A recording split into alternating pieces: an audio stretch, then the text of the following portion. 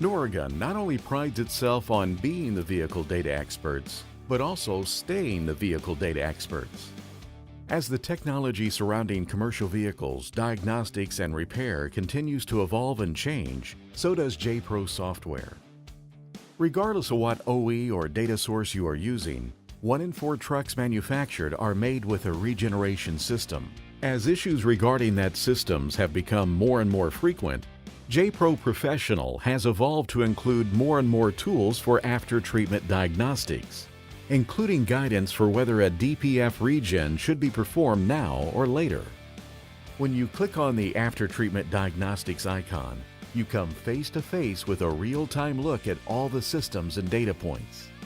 This organized diagram makes monitoring the connection between these different components easy and straightforward.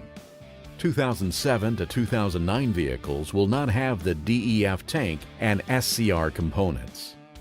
2010 and newer vehicles will include the DEF tank and SCR components and will look like this. At the top of the window, you'll see a display of engine and status indicators related to the regen process.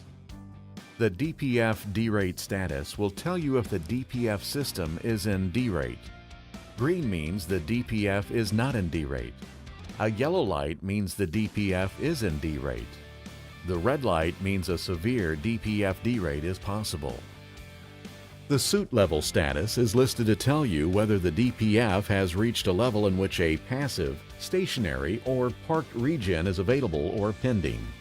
If so, it will say high and the engine lamp above will be lit up. It can also display indicators for low or medium soot levels. The regen needed status indicator will display a red light if the engine is in D-rate and needs to perform a DPF regen. If the truck does not currently need a regen, the light will be green. Finally, one of the more significant lights in this diagnostics process, the inhibit state light. This tells you if the regen process is inhibited. The red light means that this data point is not performing and the system goes offline. This means that the system doesn't regen in passive mode as expected. The tabs within the After Treatment feature help reveal more information as to why regen is inhibited, triggering that red light. The Data tab provides you with all the necessary data. Next, open up Regen Status. Of the several data points you can refer to, there is a section entitled DPF Regeneration Inhibited Due to, with a list of the most common reasons regen might be inhibited, with the most likely cause lit in green. You can initiate a DPF regen directly from the After Treatment Diagnostic screen. Simply click the button in the bottom left labeled Start DPF Regen. Once initiated, the button text will change to Stop DPF Regen.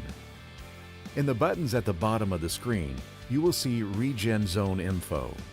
Clicking this button opens a window with detailed information concerning the various regeneration zones and the potential associated lamp states that may be on the vehicle. After Treatment Diagnostics also includes an option to view regen instructions. The feature contains a checklist of all components and actions that should be looked at as part of a valid inspection process. Do you need a bidirectional test other than a DPF regen? Simply click the Bidirectional Tests button in the bottom right corner. You now have a list of all available bidirectional tests to choose from. Keep in mind, all of the data included in the After Treatment Diagnostics can be viewed, manipulated, and shared in the Data Monitoring section. Remember, all this information is available in the J-Pro User Guide. For more information or to purchase J-Pro, please call our support team or visit us online.